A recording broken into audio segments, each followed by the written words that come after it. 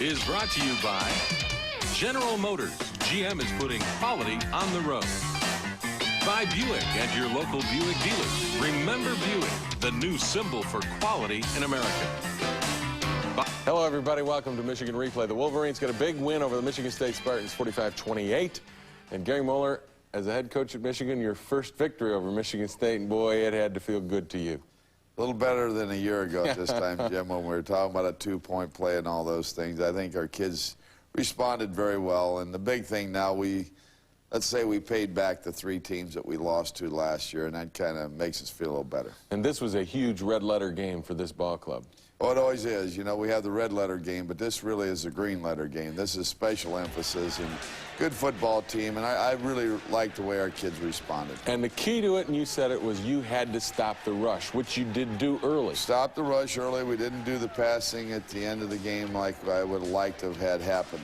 But anytime you can stop them from running the ball, you're in good shape. And Henderson and Hutch, you just saw they're making a great play. And here Elvis throws to Yale Van Dyne in the flat. We mixed it up early, Jim, and hit a couple key passes, which I think really got us off the right start. Well, this opening possession, here you hit Desmond in the flat, was big because you had to establish the offense being able to move the ball and take the crowd a little bit out of the game. Exactly. That's what we didn't want to have happen in this game, is their defense get excited and everybody hang on, because that's where they've won a lot of games, and it's a good way to win, but they've won a lot of games with their defense, and I'm glad that that happened.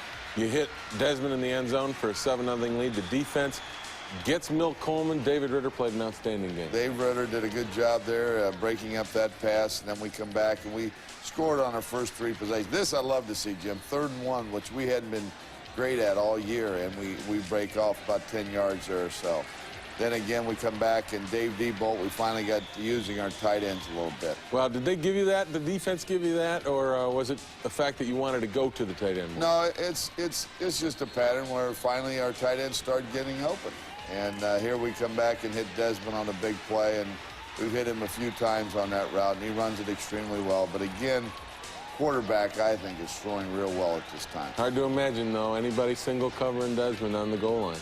Right, and that's the way we've gotten stopped in the past sometimes. Bernie Leggett had some good runs inside today, and we had some of those good, strong runs, which really helped us.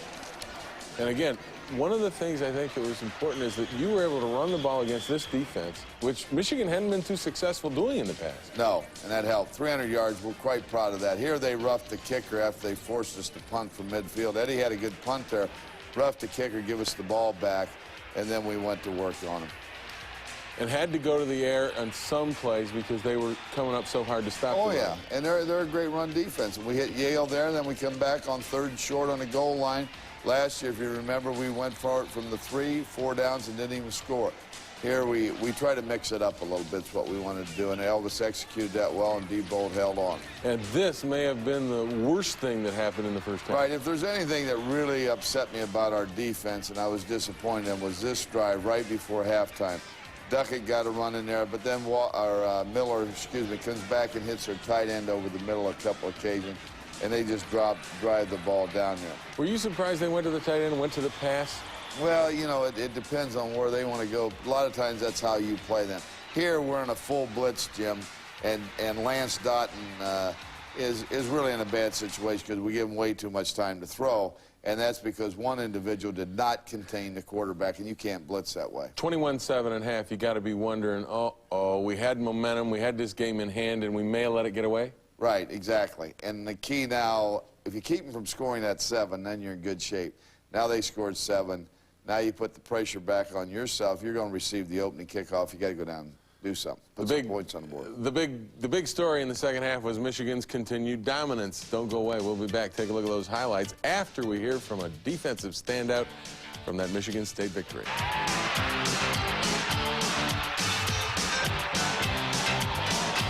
Anything I do is I just help the team win and do whatever the coach asked me to. After a while, we got at them early running the ball. And I guess the different styles of running got to them because they brought me in, then they bring Jesse in, then they bring Tyrone, so they don't know what to expect. So that hurt them a lot. 5 running backs for Michigan carried the football against Michigan State. All of them averaged better than 5 yards a carry. But at 21-7 at halftime, it was still very much a game. And you said after the game, man, that first possession of the third quarter was big. Was key, and in this case, we go down and score, but they answered the bell, and they came back and scored. But we got a running game going. This is a nice drive because we ran the ball about 7-8 times and scored a touchdown. Kind of reestablished good dominance for you of the offensive line. Yes, right. And here's Bernie in there banging, or no, this is Ricky, I'm sorry, on the big run. And this kind of reminded me of the Gator Bowl. This is Ricky Powers and what we expect of him. And you got to have that from him as you head down the stretch. Yeah, those 30-yard gains are nice ones. Yeah. Bernie Leggett, again, just the third option, but boy, he's a nice one to have. Oh, yeah, and Bernie does an excellent job blocking. You cannot believe how valuable he is. And then here's Jesse Johnson breaking loose and scoring a touchdown. Everybody runs it down there. We just bring Jesse in to score. He's your designated scorer? Yeah, I guess, something like that. Maybe as nice as that was, this is just as distressing. This is their first possession, and they come back and go the distance on you. Right, drive the ball down, and there Miller hits Coleman, and then they come back with Duckett running the ball. They're mixing up a little bit. Here's the thing I don't like to see. And there they even slipped. That field was a little slippery. We fell down on a couple of occasions. Here we have a semi-blitz on, but again, we aren't getting there. The pressure just isn't there, and that's something we had to go to work on.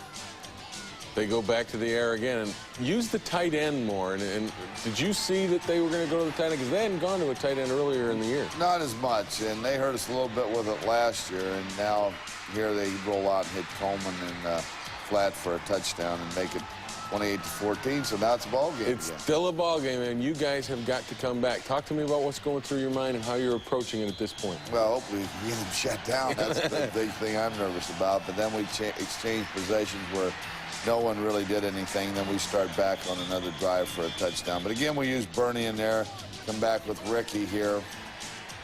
I'm sorry, this is the one where we hit Desmond over the middle. And you're mixing it up again, and this is what you had to do because they were coming up to stop the run because they weren't able to, right? Right. Here we hit Desmond out in the flat. He just goes back, catches the ball. Nice little move there.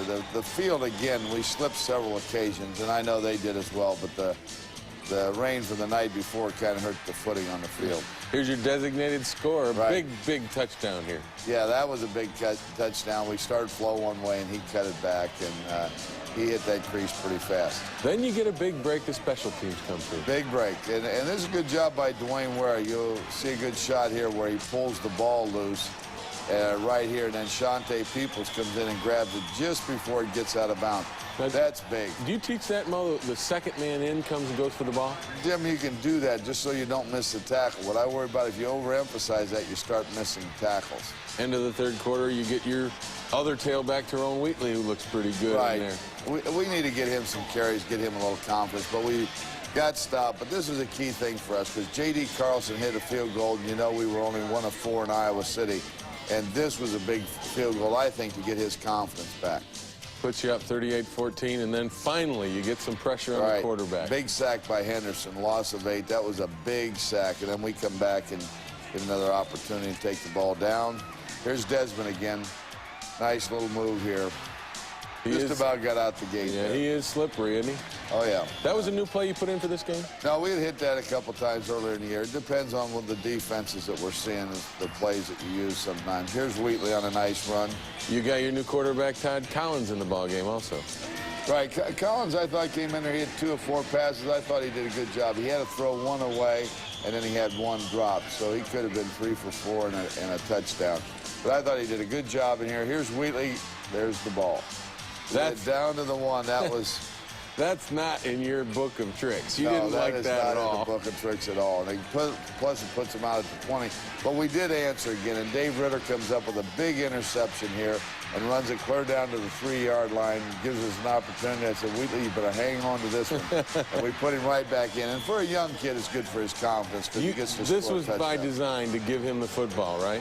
Yeah, for a young kid. Now, if he's an older kid, I may have him sit there and watch. But the younger kids, you like to get back in and let him get the feel for it. And going into the end zone for a young kid is really important. You know, we didn't see Michigan State went ahead and scored 2 times to make it a 48-25 game or whatever the final was. It really didn't matter because the game was over pretty much at that point. Did you feel that you came out of this Michigan State game making progress and like the holy war from last year's? responded well. And, you know, that's a hard thing to live with for a year, Jim. You've been there, and you know that battle, and it's something for the coaches and the players, and it's a little revenge factor that you want to get back on top. Very proud of our kids. They'd worked hard, and, you know, in a position where they had to be up a number of weeks in a row, at least 4 tough football games. The only thing I can say so far, maybe the only thing good about the Florida State game was it brought our focus in that you aren't superhuman and you better go play every week. And hopefully we're living that today. And next week's going to be no easy task. You can't stop working. You got to keep working. Right. And as you know, and it's a great position to be in. I'm proud to be the coach at Michigan, but everybody's going to give you their best shot. They're going to be excited to play you. If they play well against you, it's something special. And our kids hopefully understand that. But we got so many young kids in there. I'm going to be disappointed if they don't practice hard and work hard and try to get better. I think you'll get them going. Next week, of course, the Wolverines play Indiana. It's homecoming. You can attend the Go Blue brunch at the Track and Tennis Building. Plenty of tickets still available. It's Saturday at the Track and Tennis Building. William Ravelli, former band guy, will be honored. He was the director of the Michigan bands. Steve Fisher will be there, Bill Freehand. It's just a great time to get together for all of you alumni, and you can get ticket information by calling area code 313-763-9738. Don't go away. The amazing story of Steve Everett is coming up, but first we hear from a magical man who had a magical game in East Lansing. Boy, I mean, that was ridiculous. We never take Michigan State lightly, and we had to come out and prove it to them today.